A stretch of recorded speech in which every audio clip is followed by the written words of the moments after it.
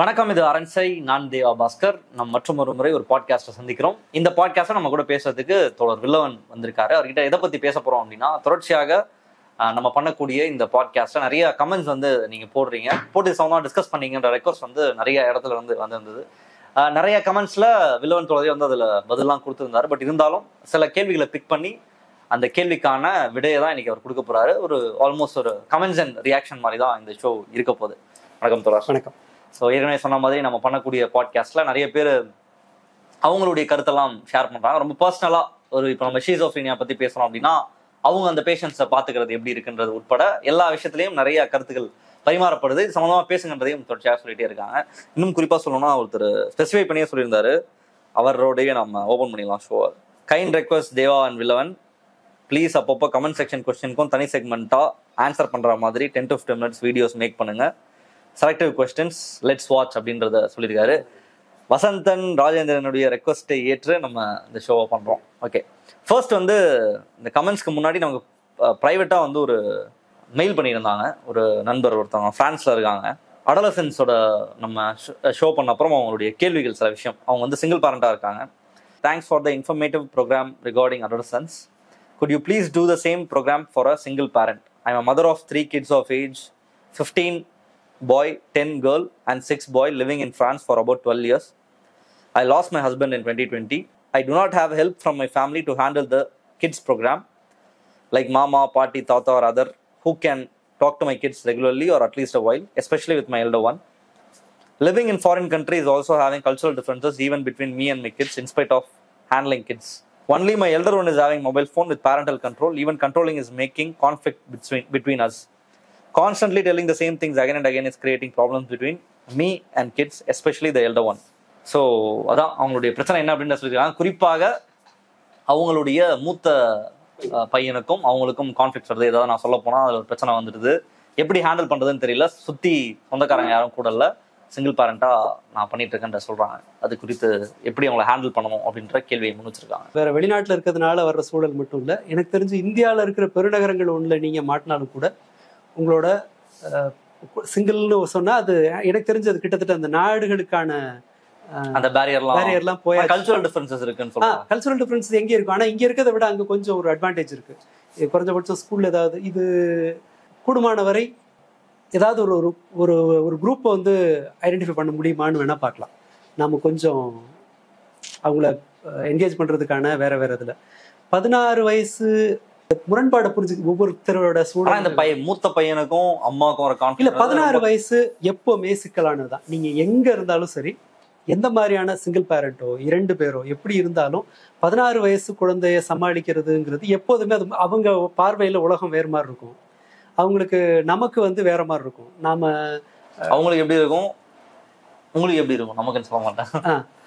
மூத்தவங்களுக்கு என்னன்னா, நான் நாளைய பத்தி யோசிக்கணும். குழந்தைங்களுக்கு நீங்க 25 வயசு வரைக்குமே கூட எதிர்காலத்தை பத்தி ஒரு முழுமையான மதிப்பீட்டுக்கு அவங்களால வர முடியாது. அவங்க எக்ஸாக்டா அந்த சூழல் என்னங்கிறது தெரியல. ஒரு இண்டிவிஜுவலா யாரோ ஒருத்தர் அங்கன்னு சொன்னா அவங்க இதை பத்தி அங்க இருக்க லோக்கல்ல இருக்கிற ஓரளவு கன்வீனியன்டான ஒருத்தரை வந்து கன்சல்ட் பண்றது பெட்டர். இந்த பெற்றோர்களுக்கான நம்ம ஊரை விட அங்க கொஞ்சம் வசதி அதிகமாவே இருக்கலாம். இந்த சூழ்நிலை எப்படி ஹேண்டில் பண்றது, ஏன்னா பர்சனலா அவங்களோட ஸ்ட்ரென்த் என்ன, வீக்னஸ் என்ன, இந்த அவங்க வளர்ற சூழ்நிலை எப்படி இருக்கு, ஸ்கூல் எப்படிப்பட்டது, இதெல்லாம் டீட்டெயிலையும் வச்சு பார்க்கும்போது இன்னும் பெட்டரான வழிகள் கிடைக்கலாம். நம்ம ரெடிமேடு பதில் ஒன்று கிடையாது. ஒரே சஜஷன் உங்களுக்கு 100% பொருத்தமா இருக்கும், வேற ஒருத்தருக்கு அது பெரிய சுமையா இருக்கலாம். ஸோ நம்ம அந்த சூழல்ல யாரு ஒரு எக்ஸ்பர்ட்டை கன்சல்ட் பண்றது என்ன கேட்டா பெட்டர். பட் இது வந்து ஆனா அவங்களுக்கு சொல்ல வேண்டிய இண்டிவிஜுவல் பிரச்சனை கிடையாது இது, அப்படி சொல்றீங்களா? உங்களுக்கு இருக்கிற சிக்கல் வந்து இது வந்து வெறும் பிரான்ஸ்ல இருக்கிறதுனால, சிங்கிள் பேரண்டா இருக்கிறதுனால அப்படின்னு வந்து எல்லா பிரச்சனைக்கும் அதன் மீது அதை ஒரு கூடுதல் தான் எடுத்துக்க வேண்டாம். ஏன்னா 16 வயது குழந்தைய சமாளிக்கிறதுங்கிறது பல சமயங்கள்ல பெற்றோர்கள் இணக்கமா இருக்க பெற்றோர்களுக்கும் ஒரு பெரிய பேர்டனா இருக்கு, அல்லது முரண்பாடு இருக்க பெற்றோர்களுக்கு தனியார். ஏன்னா இது எல்லாத்துக்குமான ஒரு சிக்கல். இது நம்ம எப்படி மாத்தலாம். அதனால சிங்கிள் பேரண்டா இருக்கோங்கிறத இன்னொரு பெரிய இதுவா சுமையா எடுத்துக்க தேவையில்லை. ஒண்ணு. அடுத்ததா இந்த வேலையை சமாளிக்கும் போது சின்ன குழந்தைங்களை ஹேண்டில் பண்றதுல வந்து நம்ம சமயத்துல கோட்டை விட வாய்ப்பு இருக்கு. அவங்கள இண்டிபெண்டா பொறுப்பா வளர்க்கறதுக்கான வாய்ப்பு இன்னமும் இருக்கும், தான் வேலையை தானே செஞ்சுக்கிறதுக்கு. அண்ட் இன்னொருத்தருக்கு சப்போர்ட்டிவா இருக்கிறதுக்கு, அவங்கள ஒருத்தர் பார்த்துக்கிறதுக்குன்னும், அதை விடவும் அந்த இவங்களுக்கான ஒரு நமக்கு ஒத்து வர்ற கம்யூனிட்டின்னு ஒன்று இருக்குல்ல, ஆட்கள் இருப்பாங்க இல்லையா, இங்கேருந்து போன ஆட்களோ அல்லது வேற ஏதோ ஒரு வகையில் வந்து அந்த மாதிரியான ஒரு சப்போர்ட் சிஸ்டத்தை உருவாக்குறதுக்கு முயற்சி பண்ணலாம். நான் சொல்றது எல்லாமே கஷ்டம். நான் அந்த அந்த அவங்களோட சூழலை வந்து முழுமையாக என்னால் புரிஞ்சுக்க முடியுது. ஆனால் நாம ஒரு ஒரு ரெடிமேடாக வந்து டக்குன்னு ஒரு எரேசர் மாதிரி வச்சு அழிச்சிடலாம் முடியாது. உங்களோட பிரச்சனையை புரிஞ்சுக்கல, முரண்பாடு வர்ற அளவுக்கு இருக்குன்னு சொன்னால் அவருக்கு ஏதாவது இடையூறு இருக்கா தான் லைஃப்ல ஃபேஸ் பண்றதுக்கு அப்படின்னு தெரியல. இல்லை என்ன சொல்லியிருக்காங்கன்னா, திரும்ப நான் போய் ஒரே விஷயத்த சொல்லிட்டு இருக்கேன், அவன் பேசும்போது திரும்ப நான் போய் பேசுறேன், அது டென்ஷன் ஆகிறான் அந்த பையன் அப்படின்றது தான் அவங்களுடைய இதுவாக இருக்கு. இல்லை, அது ஒன்றும் பண்ண முடியாது. ஏன்னா அவங்க ஒரு நெருக்கடி வர்ற வரைக்கும் எனக்கு ஒருத்தர் தெரியும், அப்பாதான் டென்ஷன் ஆகுறாரு. பையன் ரொம்ப ரிலாக்ஸ்டா அம்பாட்டுக்கு இருப்பான். 8 மணிக்கு ஆரம்பிச்சு 10 மணிக்கு போற வரைக்கும், அதாவது வந்து அவனை குளிக்க வைக்கிறதுல இருந்து வண்டியில வந்து ஏத்துற வரைக்கும், வண்டியில ஏத்திட்டு என்னன்னா வெறி பிடிச்ச மாதிரி வண்டி ஓட்டிட்டு போய் கிளாஸ்ல டிராப் பண்ற இதுக்கு போவாரு. அவன் ஒன்றும் அலட்டிக்க மாட்டான் லேட் ஆகுறத பத்தி. என்னோட பசங்க வந்து என்னுடைய சூழ்நிலையை வந்து புரிஞ்சுக்கிறாங்க. பட் இருந்தாலும் என்னுடைய பையன் வந்து எனக்கு மரியாதை கொடுக்க மாட்டான்றாங்க. என்னோட மூத்த பையனை மரியாதை கொடுக்க மாட்டான், ஏதாவது சொன்னா வீட்டுல இருக்க திங்ஸ் எல்லாம் போட்டு உடைக்கிறான் அப்படின்ற மாதிரி சொல்றாங்க. மரியாதை தர்றது இல்ல, அந்த டேண்ட்ரம் அந்த தூக்கி போடுறது, ரொம்ப கோவப்படுறாங்க. மேபி இது எல்லாமே அவங்களோட அவங்க சாப்பிட்ற சாப்பாடு, தூங்குற நேரம், அண்ட் ஸ்கூல்ல அவர் எதிர்கொள்ற வேற ஏதாவது பிரச்சனை இருக்கா, இது எல்லாத்துக்கும் ஒரு தொடர்பு இருக்கலாம். ஃபர்ஸ்ட் அவங்க டீச்சர்ஸோட நம்ம கம்யூனிகேட் பண்றோமாங்கிறத பார்க்கலாம். மரியாதை இல்லைங்கிறத அதை அடுத்த பிரச்சனையா பார்த்துங்க, அது அடுத்தது பார்த்துக்கலாம். தொடர்ந்து சொல்ல வேண்டியிருக்குன்னா ஒரு சில விஷயங்கள்ல இந்த ரிவார்ட் அண்ட் பனிஷ், இதை செஞ்சாதான் இதை செய்ய முடியும்னு ஒரு ஒப்பந்தத்துக்கு போகலாம் பசங்களோட.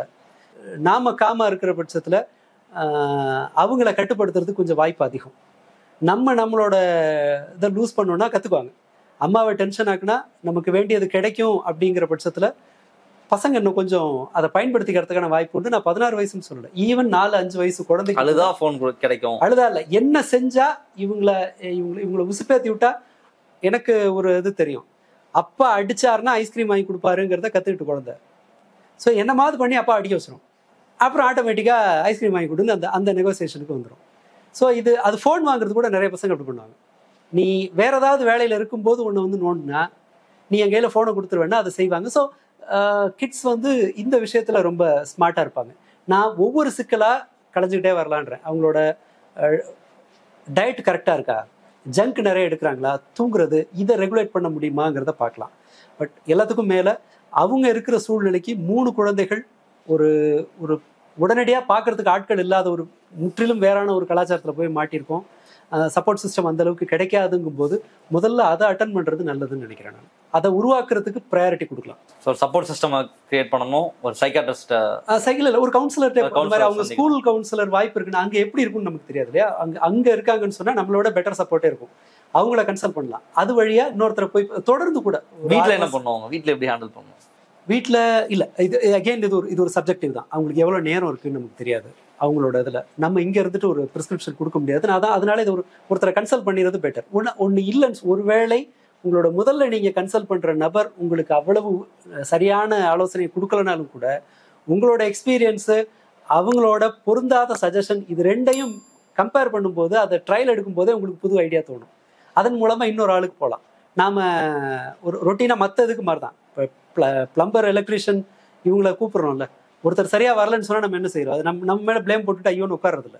நம்ம அதை சரி பண்ணுறதுக்கு அடுத்த ஒரு ஆளை நோக்கி போகிறோம் இல்லையா. ஃபஸ்ட்டு ஸ்டெப் எடுத்து வைக்கிறோங்கிறது தான் விஷயம். அதை செஞ்சிடலாம். பட் ஒரு விஷயத்த சொல்லணும்னு சொன்னால், ஒருத்தரை டிசிப்ளினு கொண்டு வர்றதுல சலிச்சு போய் அடுத்து இருக்கிற குழந்தைகள்கிட்ட எடுக்கிற முயற்சியை வந்து கொட்ட விட்டுறக்கூடாது. எப்பவும் அதை நாம இந்த பாடத்துல இருந்து அங்கே செய்யலாம். அண்ட் அந்த ஒரு ஜென்ரல் கான்வர்சேஷனை வந்து எப்போவுமே டிசிப்ளினை வந்து நீங்கள் டென்ஷனாக இருக்கும்போது டிசிப்ளின் கொண்டு வர முயற்சி பண்ணீங்கன்னா தோத்துருவீங்க. ஒழுங்கை நீங்கள் காமா இருக்கும்போது தான் செய்யணும். அதை கொண்டு வர்றதுக்கு ஒரு குறிப்பிட்ட இதுலேருந்து ஒரு ஸ்டெப் ஒருத்தனை வந்து வழி கொண்டு வர முடியாது. ஏன்னா நீங்கள் வந்து உங்களுக்கு அதன் மீதான இலக்கின் மேலே உங்களுக்கு ஒரு பிடிப்பு இருக்காது. உங்கள் கோவத்தை வெண்ட் அவுட் பண்ணணுங்கிறது மட்டும்தான் உங்கள் ப்ரையாரிட்டியாக இருக்கும். பல சமயங்களில் இந்திய பெற்றோர்கள் எங்கே தோத்து போவாங்கன்னு சொன்னால், அவங்க டெய்லி நீ ஏன் படிக்கலை அப்படிங்கிற கோவத்தை எப்போ காட்டுவாங்கன்னா மார்க் வரும்போது காட்டுவாங்க.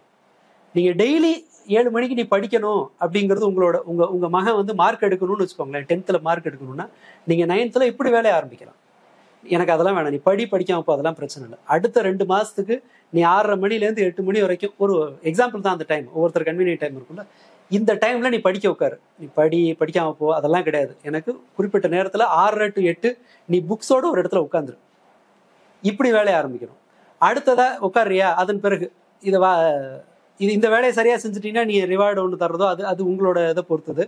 அடுத்ததா இந்த 1.5 மணி நேரத்தை உட்கார வச்சுட்டு அதன் பிறகு அடுத்ததுக்கு போகலாம். நம்ம என்ன செய்வோம்னு சொன்னா, இன்னைக்கே ஆரம்பிச்சு இன்னைக்கே அந்த டாஸ்க்கை கம்ப்ளீட் பண்ண பார்ப்போம். சின்ன சின்ன கம்பார்ட்மெண்ட்டா பிரிச்சுக்கிட்டு அப்படியே வேலையை ஆரம்பிச்சோன்னா போகலாம். நமக்கு என்னன்னு சொன்னா, இம்மிடியேட்டா செஞ்சு இம்மிடியேட்டா மார்க் வந்துடணும்னு பார்ப்போம். நாம அந்த அன்ரியலிஸ்டிக் கோல்ல நம்ம மாட்டிக்குவோம். இந்த ரியலிஸ்டிக்கா ஒரு கோலை ஃபிக்ஸ் பண்ணி சின்ன சின்னதா பிரிச்சுக்கிட்டு போகலாம். அண்ட் டிசிப்ளினை மினிமல் கோல்ல இருந்து ஆரம்பிக்கிறது பெட்டர். இன்னைக்கு இந்த வேலை எனக்கு இது மட்டும் போதும். நீங்க ரியலைஸ் பண்ணீங்கன்னா ஓவரா கத்துறோம், திரும்ப திரும்ப பேசுறோம் அப்படின்னு ரியலைஸ் பண்ணின மொமெண்ட்ல அதுல இருந்து வெளியில வந்துருங்க. அது கத்தி பிரயோஜனம் இல்லை. ஒரு பிரேக் எடுங்க, பின்னாடி வாங்க. கேட்கக்கூடிய நேரம்னு ஒன்று இருக்கும்.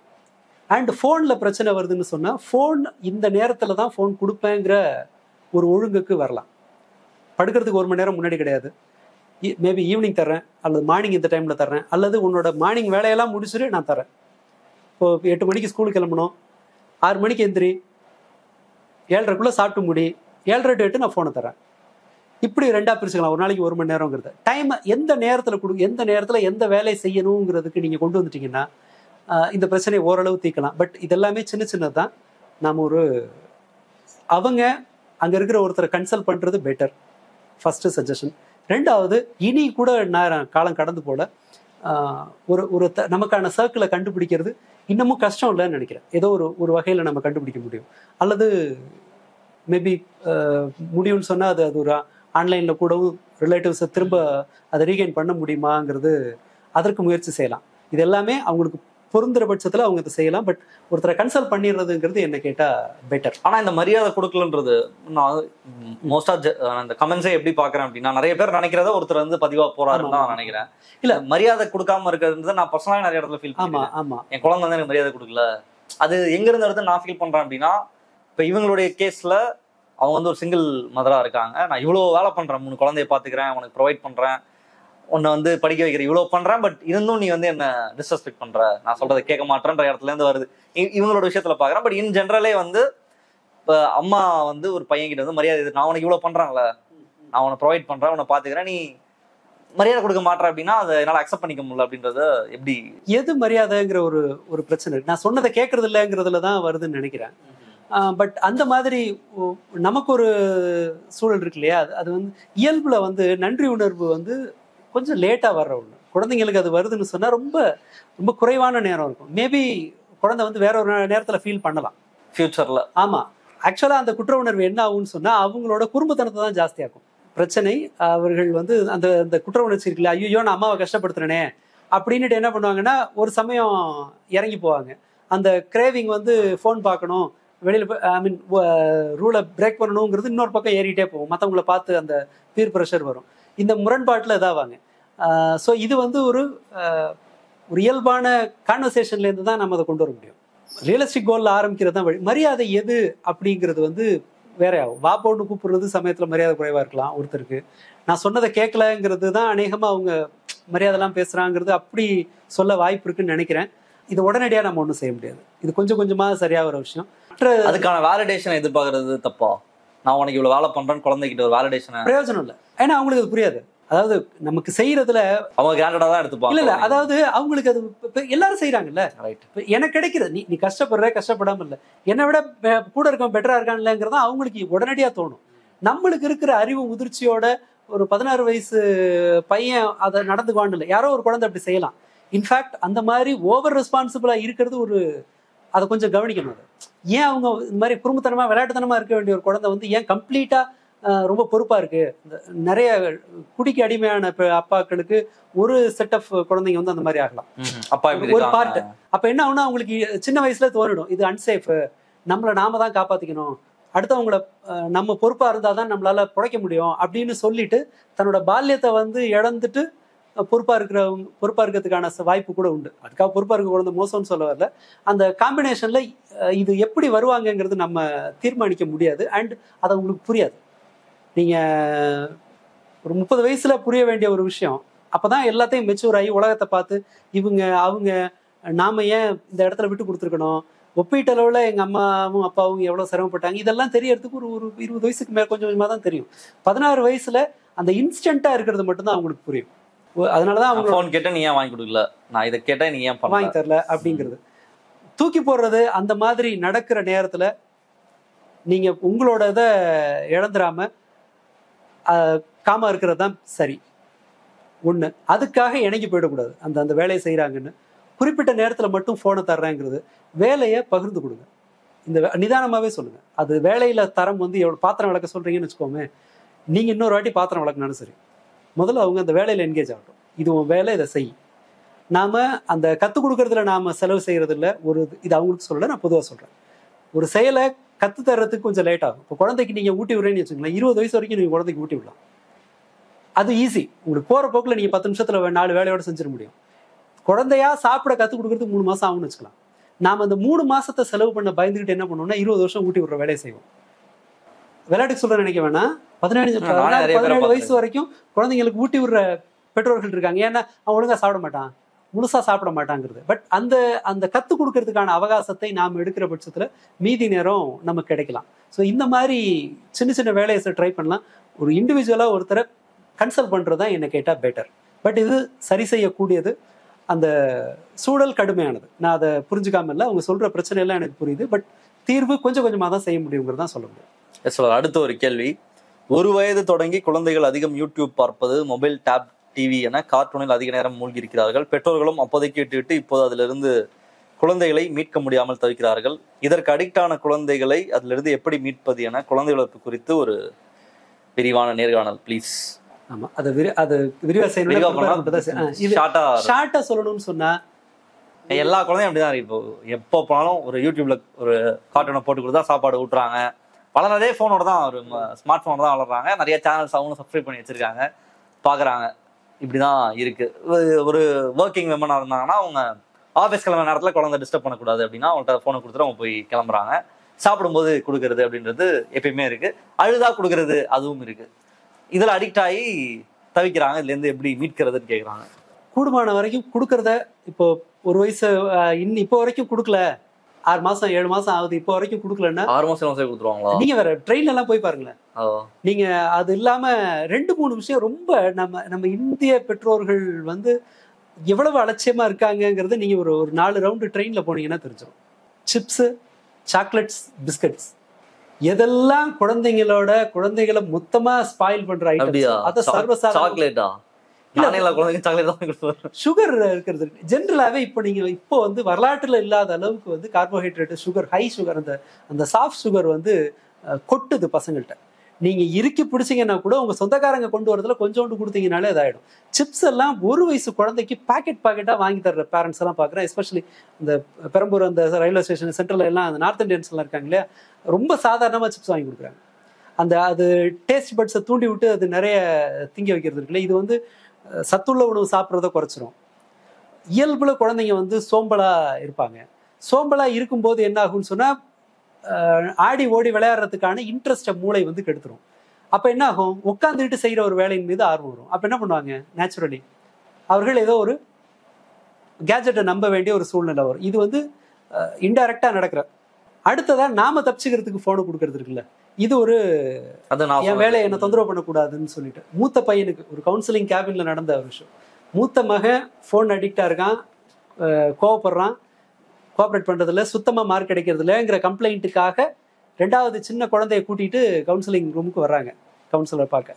அந்த குழந்தை வந்து இங்க போகுது, அதை எடுக்குது, ஓயாம போட்டு தொந்தரவு பண்ணி எல்லாத்தையும் அந்த ஏரியாவை ஸ்பாயில் பண்ணு. திரும்ப 2வது குழந்தைக்கு போனை கொடுத்து அமைதியாக்கிட்டு ஃபர்ஸ்ட் குழந்தையோட மொபைல் அடிக்ஷனுக்கு அம்மா உட்கார்றாங்க.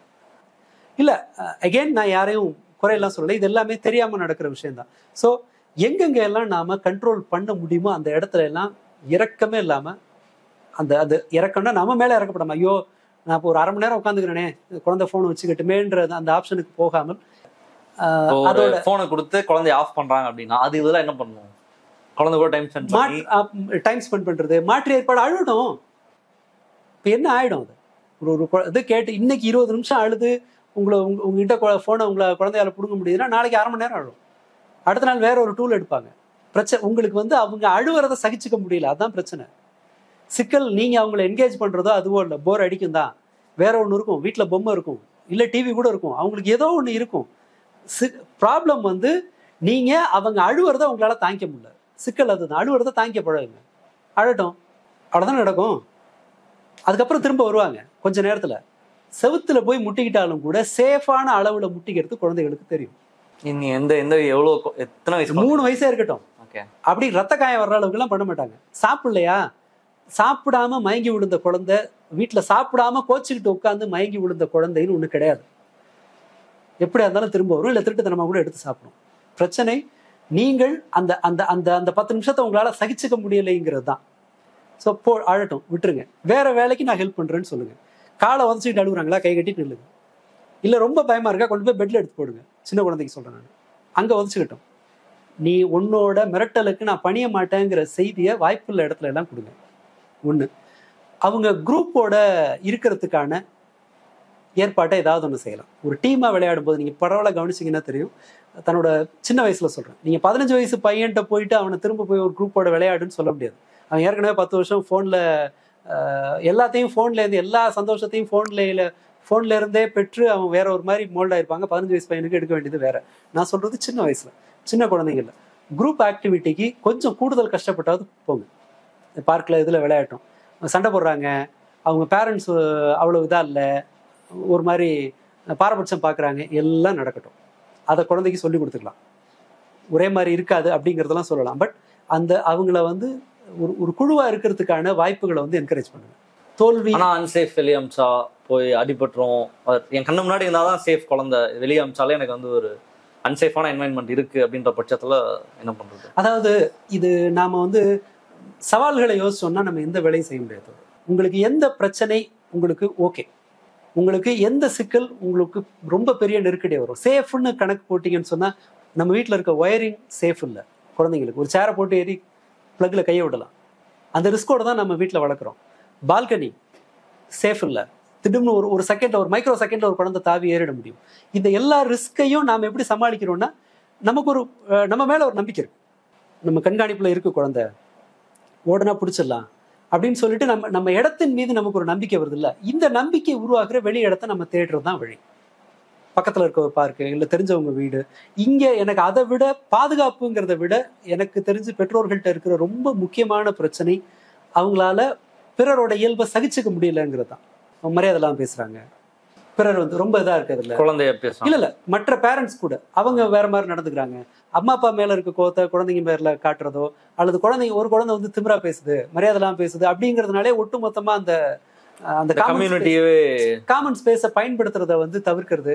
நமக்கு இந்த மாதிரி அந்த காஸ்டா இல்ல வேற மாதிரி அந்த பொருளாதார இதுல இந்த மாதிரியான நம்ம பர்சனல் பகையோட ரோல் அதிகம் தேன் அவங்க பாதுகாப்பு குறித்து சொல்ற கவலையை விட நம்ம சில விஷயத்துல இருந்து இறங்கி வர்றது பெட்டர். மற்றவங்க ஒரு கட்டத்துல அப்படித்தான் இருப்பாங்க. இல்ல ஒரு குழந்தை அவ்வளவு நியாயமா விளையாடுறது இல்லை அப்படிங்கிற பட்சத்துல அதை வந்து ஃபேஸ் பண்ணி தான் ஆகணும். ஏன்னா அது வேணும்னு செய்யறது இல்லை. அவங்களுக்கு தெரிஞ்சது அவ்வளவுதான். அது நம்ம இறங்கினாதான் இன்னொரு ஆளை கண்டுபிடிக்க முடியும். ஏதோ ஒரு இதுல ஒரு மினிமல் கண்ட்ரோல், ஒரு சேஃப் இல்லைன்னா நீங்க ஒரு இடத்துல இருக்கீங்க, ஒரு 4-5 பேர் உங்களால ஒரு குரூப்பை உருவாக்க முடியுதுன்னா ஒரு மாதிரி சூப்பர்வைஸ் பண்ணிக்கலாம். இந்த பெண்கள் அந்த சமையல் பண்ற வேலையெல்லாம் செய்யறாங்க இல்லையா, ஒரு செட் ஆஃப் வேலையை வந்து ஒருத்தர் பார்த்துக்குவாங்க, இன்னொரு செட் ஆஃப் வேலையை வந்து இன்னொருத்தர் பார்த்துக்குவாங்க, ஷிஃப்ட் மாதிரி மாத்திக்குவாங்க. அதை குழந்தைய பார்த்துக்கிறதுல இந்த மாதிரி ஏதோ ஒன்று கொண்டு வரலாம். நம்ம குரூப்பா யோசிக்கிறது பெட்டர் இந்த விஷயத்துல. அண்ட் வீடு வேலையை வந்து டிவைட் பண்ணிக்கிறது தான். இன்னொரு பிரச்சனை, நாம இன்னொருத்தர் வீட்டில் விட நாம அதிகமா தயங்குறோம். சொந்தக்காரங்களோட அந்த கனெக்ட் பண்றது கொஞ்சம் குறைஞ்சிருச்சு.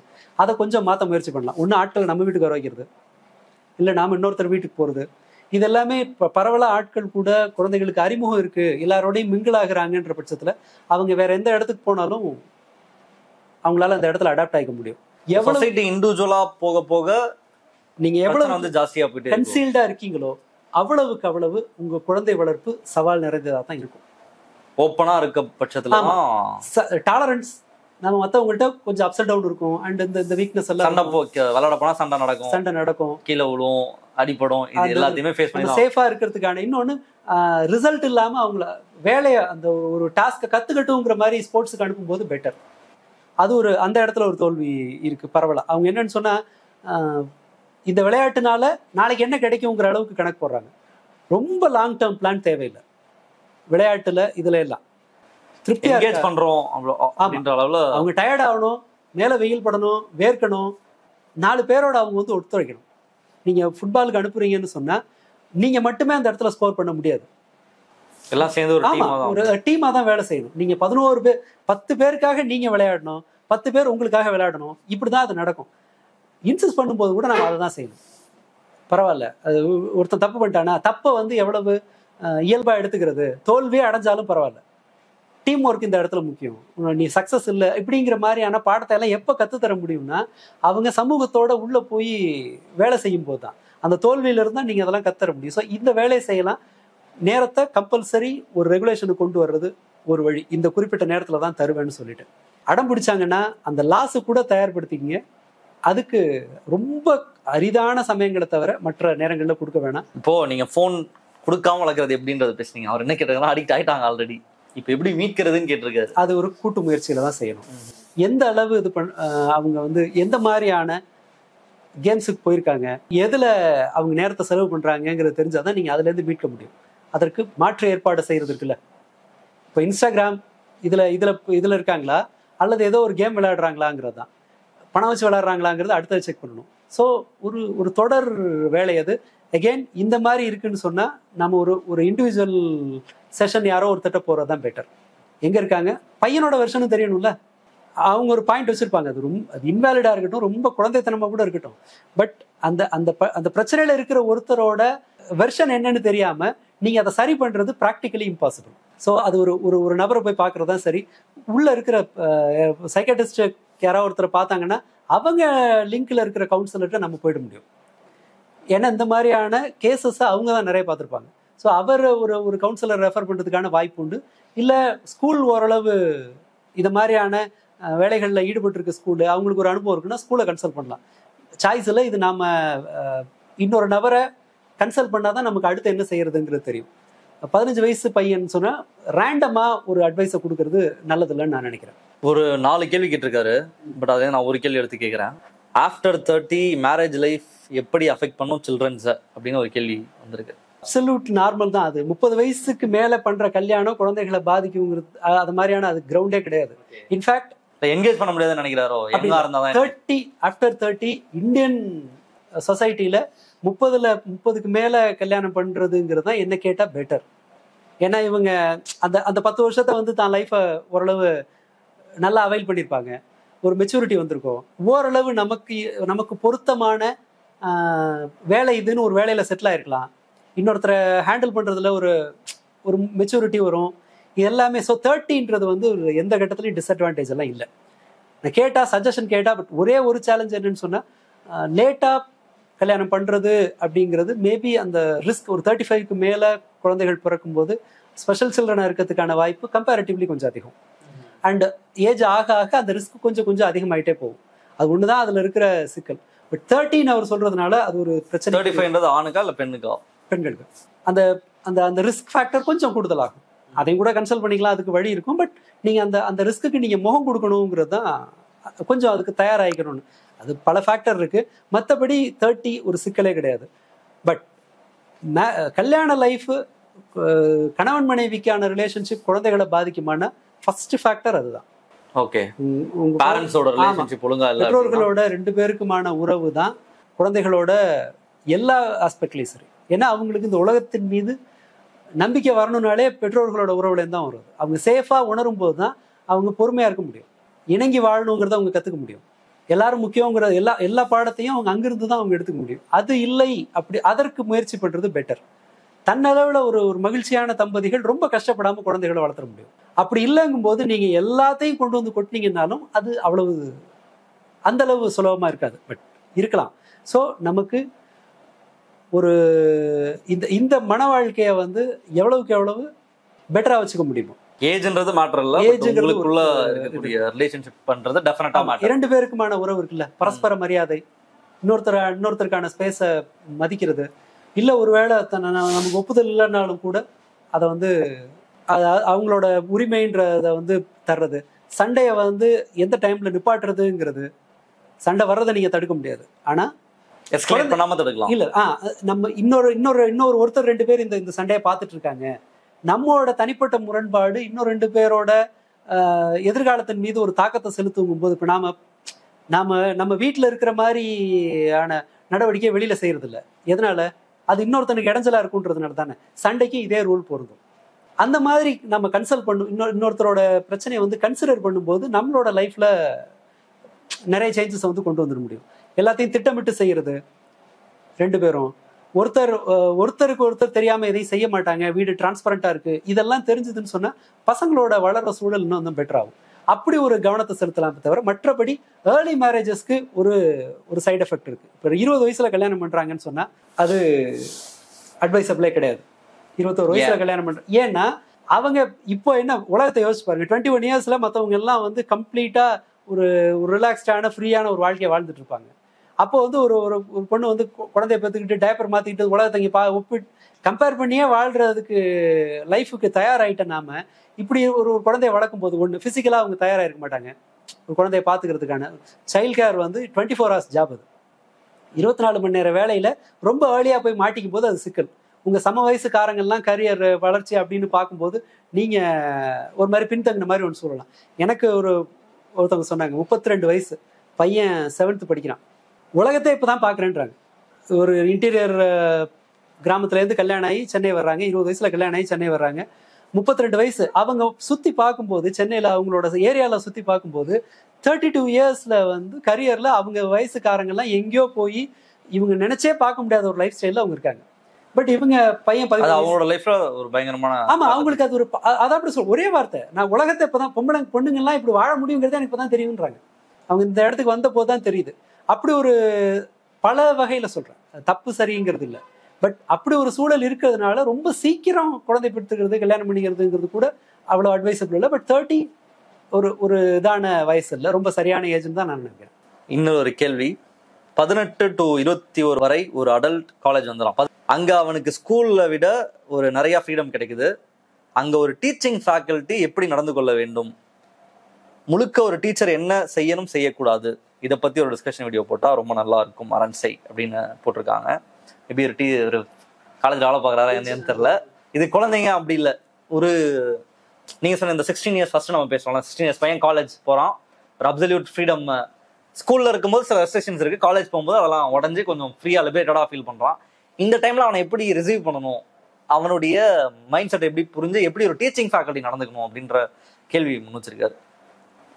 எப்படி அவங்க அண்டர்ஸ்டாண்ட் பண்ணிக்கணும்? ஏன்னா காலேஜ் போய் நிறைய டப்புன்னு அப்படியே ஃபிளிப் ஆயிடும். மொத்தமா இருக்க பசங்க எல்லாம் நான் எப்படி பார்த்துருக்கேன்னா, ரொம்ப நல்லா படிச்சு இந்த பேரண்டல் கண்ட்ரோல்ல இருக்க வரைக்கும் ஒரு மாதிரி இருக்கும் ஒரு குழந்தை. காலேஜ் வந்தாலும் அவன் அப்பதான் ஃபர்ஸ்ட் டைம் அந்த ஃப்ரீடம் ஃபேஸ் பண்ணுவான். ஃபேஸ் பண்ணி அவன் பயங்கரமா ஃபிளிப் ஆகும், அந்த மாதிரி நிறைய நடக்கும். அந்த டைம்ல ஒரு டீச்சிங் ஃபேக்கல்ட்டி எப்படி அந்த ஸ்டூடெண்ட்ஸை அட்ரஸ் பண்ணணும்னு கேட்குறாரு. எப்படி அவங்க புரிஞ்சுக்கணும்? முதல்ல மரியாதை தான். நல்லவங்க கெட்டவங்க ஆவரேஜ் இந்த மாதிரியானதெல்லாம் இல்லை. நமக்கு இந்த ரெஸ்பெக்ட்ஃபுல்லா நடத்துறதுங்கிறது ஒரு காமன். என்ன கேட்டா பெரியார் இதுதான், எல்லாரையும் வாங்க போங்கன்னு கூப்பிடுவார்ல, அந்த மாதிரியான அது ஒரு, ஏன்னா யாருக்கு எது பிடிக்குங்கிறது தெரியாது. சிலருக்கு வந்து வாடா போடாங்கிறது ரொம்ப சாதாரணமா இருக்கும், இயல்பா இருக்கலாம். பட் அந்த மரியாதையா அவங்கள வந்து ரிசீவ் பண்றதுங்கிறது இருக்கு இல்லையா, அது ஒரு நல்ல எம்பத்தி. ஒருத்தர் 18 வயசுல வேற மாதிரி நடந்துக்கிறாங்க அப்படிங்கிற பட்சத்துல வெறுமனே அந்த பையனோ பொண்ணோ மட்டுமே காரணமா இருக்க முடியாது. அவங்களோட பீர் ப்ரெஷர், அவங்க வீட்டில் வளர்த்தது, இது எல்லாமே காரணமா இருக்க முடியும். அடுத்ததா என்னன்னு சொன்னா, 40 பேரையும் கிளாஸ்ல இருக்க 40 பேரையும் திருத்தி நல்வழிப்படுத்துவேன் அப்படின்னு வந்து பெரிய டார்கெட்டுக்கெல்லாம் போக வேண்டாம். யாருக்கு தேவையோ அவங்களுக்கு நம்மளோட சர்வீஸ் கிடைக்காம போயிடக்கூடாதுங்கிற ரூலை முதல்ல வைக்கலாம்.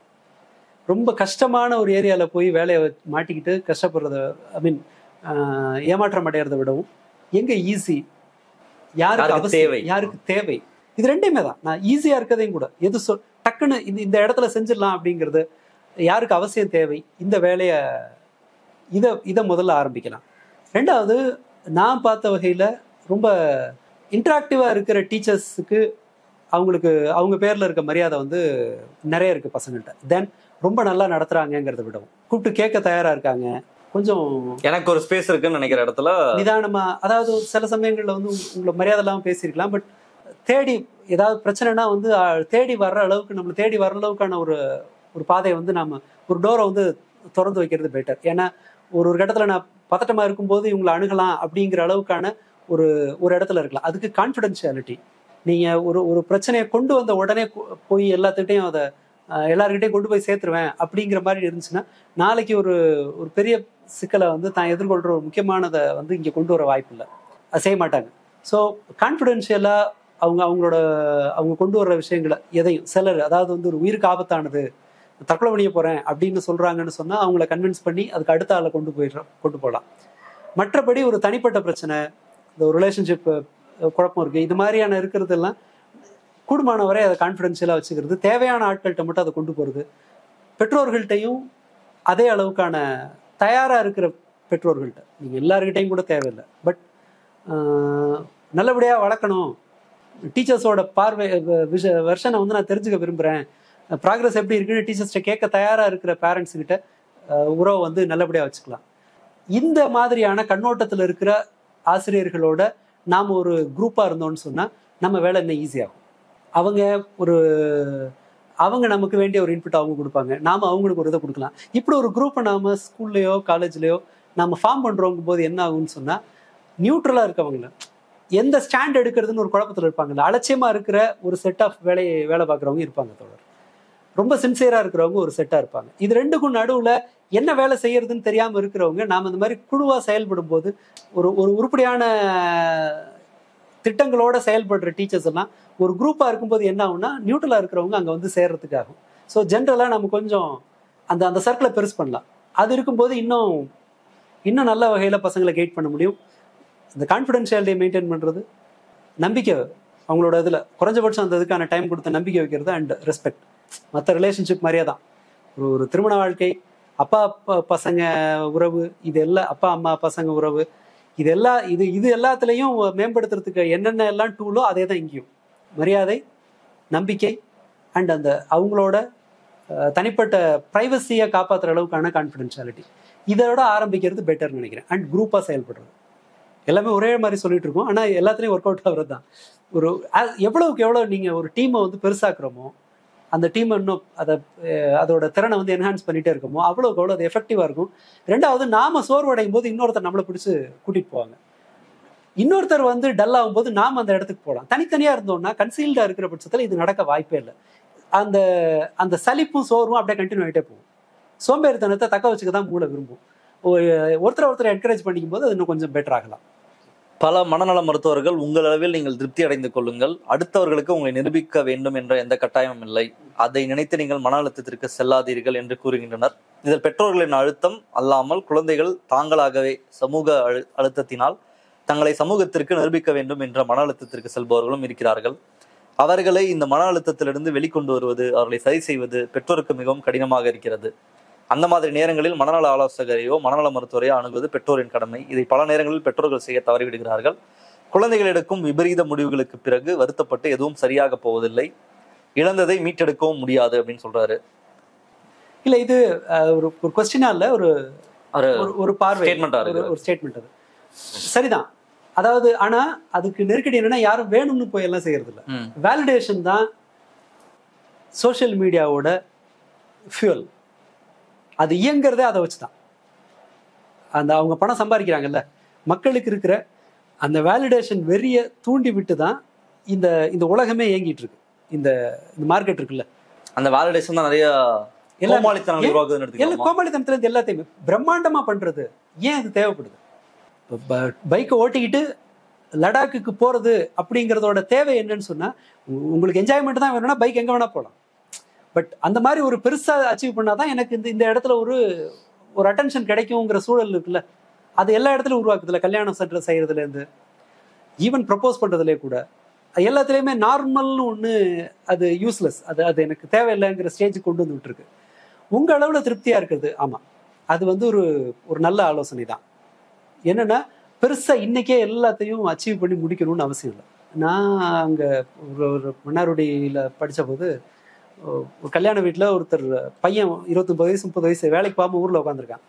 என்னென்ன வேலைக்கு போகாம உட்காந்துருக்கானா அப்படின்னு போது அவங்க அப்பா சொன்னது, என்ன அதனால யாருக்கா ஏதாவது இடைஞ்சல் இருக்கா, தேடிட்டு இருக்கான் போயிடுவான், அதான் வீட்டுல தான் வேலை இருக்குல்ல பாத்துட்டு இருக்கான்ல, ரொம்பலாம் அவசரப்பட வேண்டாம் அப்படிங்கிற மாதிரி சொன்னார். எனக்கு சரியா அந்த இது வரல. ஆனா அவர் என்னன்னு சொன்னா, 30 வயசுல வேலைக்கு போல, என்ன இப்ப வேலை கிடைக்கல அதனால இப்ப என்ன கெட்டு போச்சு, வயல் வேலை இருக்கு பாக்குறான், வீட்டு வேலை இருக்கு பாத்துக்கிறான், தேடுறான் கிடைக்கும் அப்படின்னு அந்த அந்த அந்த இயல்பு அதை சாதாரணமா எடுத்துக்கிறது இருக்குல்ல.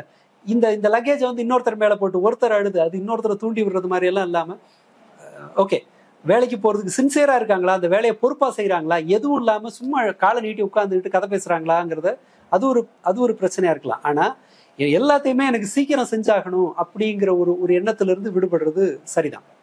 அதுக்கு சொசைட்டி போடுற ப்ரெஷரை எப்படி டீல் பண்றது? குழந்தைகளுக்கு அது எல்லாருமே சொசைட்டி நீங்க ஒரு 2 வாட்டி சொசைட்டி போடுற ப்ரெஷர் இருக்கு இல்லையா, ஆக்சுவலா சொசைட்டி போடுற ப்ரெஷர்னு நாம வந்து நம்மளா பண்ணிக்கிறது தான். சொசைட்டி போடுற ப்ரெஷர் அப்படின்னு நாம சொசைட்டி மேல பழிய போடுறோம். சிக்கல் சொசைட்டியை பார்க்கும்போது எனக்கு பயமா இருக்கு, நர்வஸா இருக்கு, அதனால நானும் அதே ஃபார்முலாவை ஃபாலோ பண்றேன்னு நம்ம தான் அங்க போறோம். நீங்க அவங்க பேச்ச கேட்கல அப்படின்னு சொன்னா உங்களை தேடி வந்து உங்களை கிரிட்டிசைஸ் பண்றதுக்கு எவனுக்கும் நேரம் இல்லை.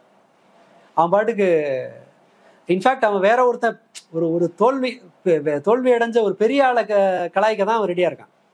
இப்போ வந்து யாரையும் வந்து சமூகம் வந்து உங்களை பிடிச்சி பிராண்டி நீ இதெல்லாம் செய்யன்னு சொல்ற லெவலுக்கெல்லாம் இல்லை, அவங்களுக்கு வேற வேலை இருக்கு. பல சமயங்கள்ல இது நாமளா தேடிக்கிறது. எல்லாரும் தாண்டி போயிட்டாங்க நானும் செய்யறேன் அப்படின்னு நம்ம எடுத்துக்கிறது. இது ஓனர்ஷிப் எடுக்க வேண்டியது ஒரு இண்டிவிஜுவல். பல சமயத்துல நான் சோசியல் மீடியாவை சொல்றேன்ல, அதோட வடிவமே அதுதான். ஆனா நீங்க அதை சூஸ் பண்ணல, அங்க போய் சும்மா வாசிக்கிற ஒரு ஆளா இருக்கீங்கன்னு சொன்னா உங்களுக்கு அந்த சிக்கல் கிடையாது. ஸோ இது வந்து சமூகம் உருவாக்குகிற ப்ரெஷர் இல்லை. சமூகத்தோட ஒரே பிரச்சனை என்னன்னு சொன்னா, அவங்க மற்றவர்கள் தங்களுக்கான இலக்கை வந்து மாத்தி மாத்தி தங்களோட என்டர்டைன்மெண்ட்டோட வடிவத்தை மாத்தி தாங்கள் எப்படி சொல்றது ஒரு விஷயத்த செலிப்ரேட் பண்றதோட இதை மாத்தி பொழுதுபோக்கு அதனோட எல்லாத்தோட டெஃபினேஷனையும் அவங்க மாத்துறதுனால நீங்க அதுக்கு ஈல்ட் ஆகுறீங்க. அதுதான் விஷயம். மற்றபடி நீங்க இந்த மாதிரி இருந்தீங்கன்னா உங்களை வந்து ஓகே பரவாயில்ல இந்த லைஃப் நல்லா இருக்குன்னு பாராட்டுறதுக்கு கட்டாயமா ஆள் இருப்பாங்க. இல்ல இது எனிவே இதை கத்துக்கலாம் அப்படின்னு நினைக்கிறதுக்கு ஆள் இருப்பாங்க. இதை வந்து கேலி பண்றவங்களோட எண்ணிக்கை குறைவா தான் இருக்கும் நாம நினைச்சுக்கிறோம். இது மற்றவர்கள் வந்து நம்மளை கைப்பிடிச்செல்லாம் இழுக்கிறது இல்லை. ஸோ இந்த ஸ்டாண்டர்டை கொஞ்சம் அவங்க மாத்தலாம். அடுத்ததா அகெயின் முன்பே சொன்னதுதான், நமக்கு பொருத்தமான ஆளை நம்மளால எப்பவுமே தேடி கண்டுபிடிக்க முடியும். நமக்கு பொருத்தமான ஒரு குரூப்பை தேடி கண்டுபிடிக்க முடியும். தேவை எல்லாமே ஒரு குறைந்தபட்ச சகிப்புத்தன்மை அண்ட் அந்த கிரிட்டிசிசம் தான் வரட்டுமே. உங்களுக்கு அதனால என்ன பிரச்சனை? ஒரு விமர்சனம் வருதுன்னு சொன்னா ஒரே இடத்துல நீங்க வந்து ஒருத்தர் 4 பேர் உங்களை வந்து அக்செப்ட் பண்ண 4 பேர் இருக்கும்போது உங்களோடது வந்து தப்புன்னு நினைக்கிற 4 பேர் இருப்பாங்க. அல்லது நான் செய்யற மாதிரி நீ செய்யல அப்படின்னு சொல்லிட்டு அதை வந்து தப்பா நினைக்கிற ஆட்கள் இருக்கத்தான் செய்வாங்க. அதுல வந்து நாம அதை நினைச்சு கவலைப்படுறதுக்கெல்லாம் ஒண்ணுமே இல்லை. நான் ரிக்வஸ்ட் பண்றது என்னன்னு சொன்னா, நாம் அந்த ட்ரையலே எடுக்காம இது இப்படிதான் இருக்குங்கிற முன்முடிவுக்கு போகக்கூடாது. குறைச்சிக்கலாம், நிதானமா செய்யறதுக்கான இதை கத்துக்கலாம். அண்ட் பிறரை சாட்டிஸ்ஃபை பண்றதுக்காகன்னு மட்டும் எடுக்கிற பெரும்பாலான நடவடிக்கைகள் உங்களை ஏமாற்றம் அடையத்தான் செய்யும். அது என்ன வேலையா இருந்தாலும் சரி, நீங்க எடுக்கிற ட்ரெஸ்ல இருந்து எல்லாமே மற்றவங்களோட வேலிடேஷன் தான் இதுக்கு ஒரே கிரைட்டீரியா அப்படின்னு நினைச்சோன்னு சொன்னா நமக்கு ஏமாற்றம் வர்றதுக்கான வாய்ப்பு தான் அதிகம். உண்மையில் எலைட் பள்ளிகளின் இந்த கவுன்சிலர் வெல்னஸ் டீச்சர் என்று இந்த கூட்டம் செய்யும் முன்முடிவுடன் கூடிய அணுகுமுறை பெரிய கொடுமை, நல்ல அறிவுரை குழந்தை பெற்றுக்கொள்ள வேண்டாம் அப்படின்னு ஒருத்தர் போட்டிருக்காரு. அவங்களோட சூழல் அந்த மாதிரியான ஒரு முடிவுக்கு கொண்டு போயிருக்குன்னா ரைட், அதுக்கான வேலிட் ரீசன் இல்லாம ஒருத்தர் இப்படி போட போறது இல்லை அவங்க அளவுல.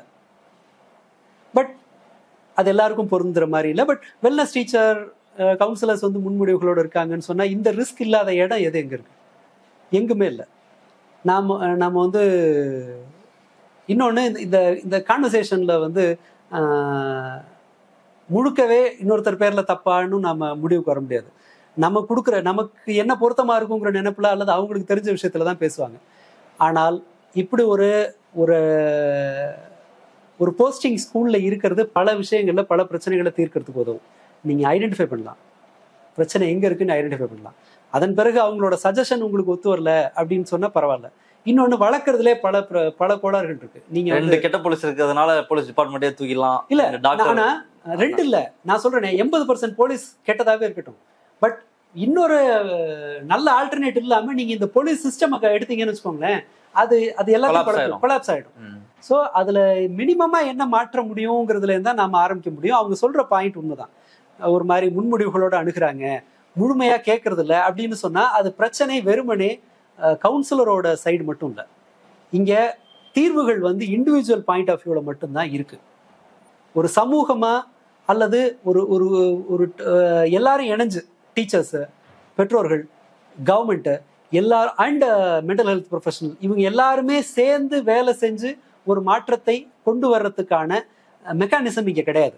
அப்போ அவங்க என்ன செய்வாங்க, ஒரு இண்டிவிஜுவல் தீர்வுக்கு நோக்கி தான் போவாங்க. இண்டிவிஜுவல் தீர்வுனா நமக்கு என்ன தெரியும், யோகாங்கிறத யாரோ சொல்லி கொடுத்துருப்பாங்க, யோகா போய் பாருங்க அப்படின்னு ஒன்று சொல்லலாம். மெடிடேஷன் பண்ணுங்க காமாவலான்னு அவங்களுக்கு கிடைச்ச இன்புட், வேற எதுவும் தீர்வு இல்லை இல்லையா. இல்லை ப்ராக்ரஸிவ் மசில் ரிலாக்ஸேஷனை பண்ணுங்க.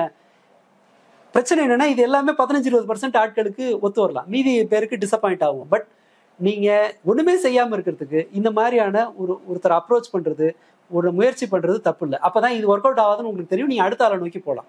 ஒரு இடத்துல தேட ஆரம்பிக்கும் போது உங்களுக்கு தோல்வி மட்டுமே கிடைக்கிறது இல்லை, எது சரியான பாதை அப்படின்னு கண்டுபிடிக்கிறதுக்கான ஒரு வாய்ப்பும் அந்த தோல்வியில இருந்தா வரும்.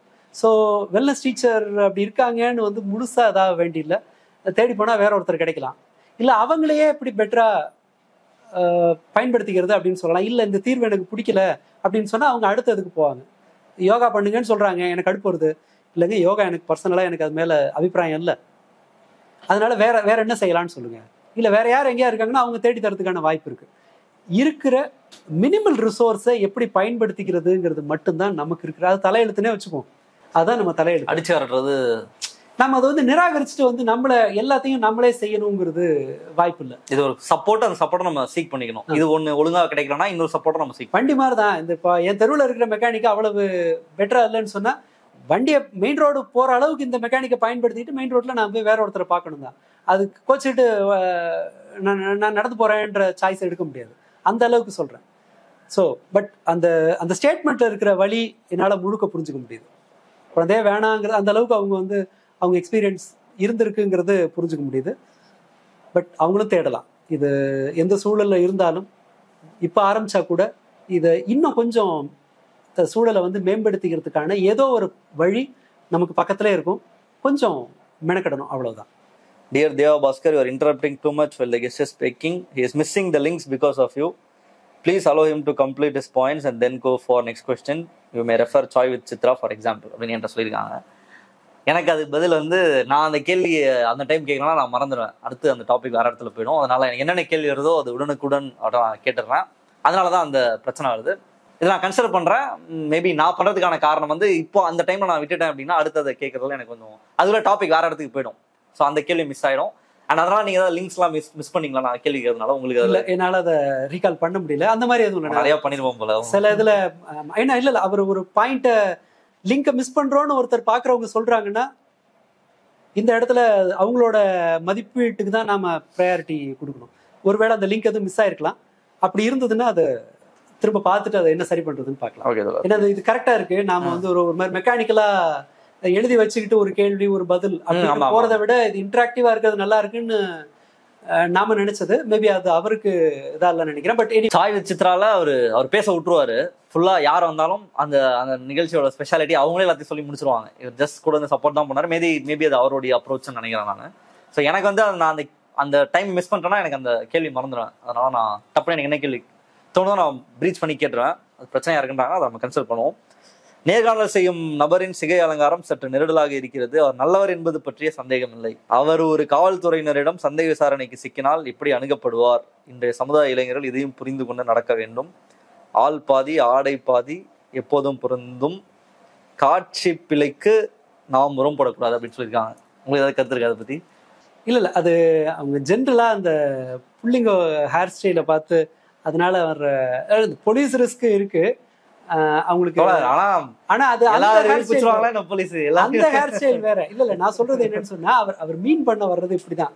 அதான் எங்க அம்மா வந்து முடி வெட்டுன்னு சொல்லிட்டே இருக்காங்க. அதை தாண்டி உங்க வீடியோ மட்டும் இல்ல, எல்லா வீடியோலயும் வந்து முடியை வெட்டு வெட்டுன்னு எல்லாரும் கமெண்ட் பண்ணிட்டு தான் இருக்காங்க.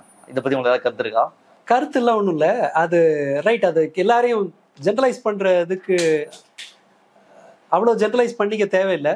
இது ஒரு சாய்ஸ் தான். அது ஒருத்தரோட ஹேர் ஸ்டைல் ஒருத்தருக்கு பிடிச்சிருக்குங்கிற பட்சத்தில் நாம் அது வெட்டுன்னு சொல்லக்கூடாது. இல்லை, நமக்கு பிடிக்கலனாலும் நம்ம விரும்பின மாதிரி இன்னொருத்தர் தன்னோட ஹேர் ஸ்டைலை வச்சுக்கணுன்றது அவசியம் இல்லை. இப்போ போலீஸ் பிடிப்பாங்க, கேமரா முன்னாடி உட்காந்துருக்கீங்க, இவ்வளவு பேர் பாக்குறாங்க, ஏன் நீங்க ஒழுங்கா இல்லை அப்படின்னு கேள்வி கேட்கறாங்க.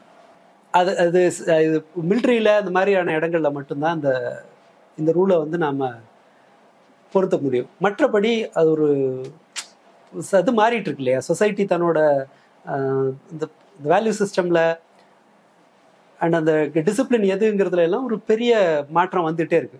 பெட்டர் நாம அதுக்கு தயார்படுத்திக்கிறது. கிராப் வந்து எவ்வளவு வருஷம் இருக்கும்? ரொம்ப கம்மி தானே அது? இல்ல, முடி வந்து மாறிட்டே தான் இருக்கு. நீங்க அதுக்கு முன்னாடி பெருசா சுருள் முடி வச்சுக்கிட்டு காது மறைக்கிற அளவுக்கு முடி வச்சுக்கிறது டி ராஜேந்தர் அந்த படம் எல்லாம் வந்து அந்த மாதிரி அந்த டைம்ல ஃபேமஸா இருந்துச்சு. இப்போ வந்து அப்படியே இது மாதிரி அந்த மாப் மாதிரி முடி வச்சுக்கிறது தானே இப்போ அது ஒண்ணு இருக்கு. சைட்ல இப்போ எங்க ஸ்கூல்ல ஒரு பையன் 2 கீரல் போட்டு விட்டு வந்தான், 4வது படிக்கிற பையன். ஏஹெச்எம் வந்து அவங்க அப்பா கூப்பிடுங்கட்டாங்க, அட்மின்ல ஃபோன் பண்ணி. அவங்க அப்பா வர்றாரு, 3 கீரல் போட்டு வர்றாரு. ஸோ ஸ்கூல் மாதிரியான இடங்கள்ல இது சஜஷன் வந்ததுன்னா பசங்க தான் அதை ஸ்கூல் சொல்ற அந்த ஹேர் ஸ்டைலை ஃபாலோ பண்றது தான். நம்ம ஆபீஸ்ல ரூல் இல்ல, ரூல் தான் நான் ஃபாலோ பண்ணி. அந்த மாதிரி இல்லைங்கும் போது இது பார்வையாளர்கள்ட்ட தான் நான் கேட்டுக்கிறேன். அது ஒரு இல்ல. ஆனா நான் என்ன கேட்கறேன்னா, இந்த கிராப்லாம் வந்து எவ்வளவு வருஷம் இருக்கும்? ரொம்ப கம்மியா தானே இருக்கும். ரொம்ப நாளா இது எப்பயுமே இருக்க ஹேர் ஸ்டைலா என்ன? இது எப்பயுமே இருக்குன்ற ஹேர் ஸ்டைல் அது ஒரே மாதிரி இருக்குது இல்ல. அது என்ன ஃபேஷன்ங்கிறது என்ன, ஒரு இதுல மாறிக்கிட்டே இருக்கும். அண்ட் நமக்கு ஒரு ஈஸியா சேஞ்ச் பண்ணக்கூடியதா தானே. வழுக்கெல்லாம் விழுந்துச்சுன்னா மெட்ராஸ்ல இருக்க தண்ணிக்கு ரொம்ப நாள் அதை பண்றதுக்கு வாய்ப்பு இல்லை அவரு. அதனால சரியாயிடும் அதுவும் சீக்கிரம்னு சொல்ல வேண்டியதுதான்.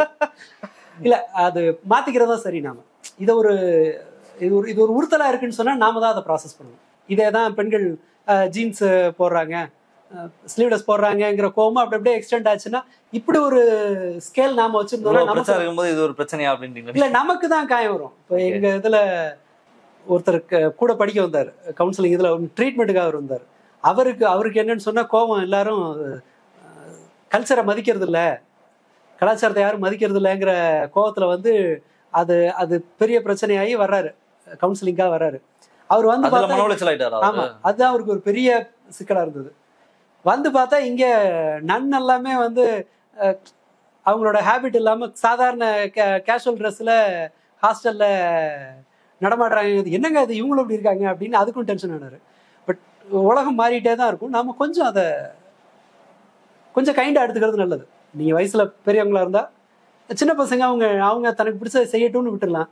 நீங்க சின்னவரா இருந்தா கூட இருக்கவங்க வேற ஒரு டேஸ்ட்ல இருக்காங்கன்னு வச்சுக்கலாம். அப்படிதான் நாம எடுத்துக்கணும்னு நினைக்கிறேன். இது அவ்வளவு சீரியஸ் ஆக்கிட்டு நம்மளை காயப்படுத்திக்க தேவையில்லை. நிறைய கேள்விகள் வந்திருக்கு கமெண்ட்ஸ்ல. நம்ம எடுத்ததில் ஒரு பார்ட் வந்து கேட்டிருக்கோம். இது மோஸ்டா அந்த ஜென்சி மர்டர்ஸ் அப்புறம் அடலசன்ஸ் சம்பந்தப்பட்ட கேள்விகள்லாம் நம்ம கேட்டிருக்கோம். இன்னும் நிறைய வீடியோ சம்பந்தமான கேள்விகள்லாம் இருக்கு. நம்ம அந்த அடுத்த செஷன்ல பார்ப்போம். இது ஆல்ரெடி நீண்ட டிஸ்கஷன் ஆயிருக்கு. ஹோப்ஃபுல்லி இது வந்து யூஸ்ஃபுல்லா இருக்கும்னு நினைக்கிறோம்.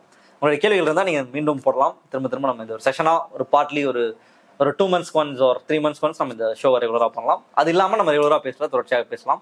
இன்றைய தினம் இந்த நிகழ்ச்சியில் கலந்துட்டு உங்களுடைய டைமை ஸ்பெண்ட் பண்ணி இந்த கருத்துக்களை பயந்துமைக்கு ரொம்ப நன்றி. மற்ற நிகழ்ச்சி சந்திப்போம். நன்றி, வணக்கம். அரண்சை நண்பர்களுக்கு வணக்கம்.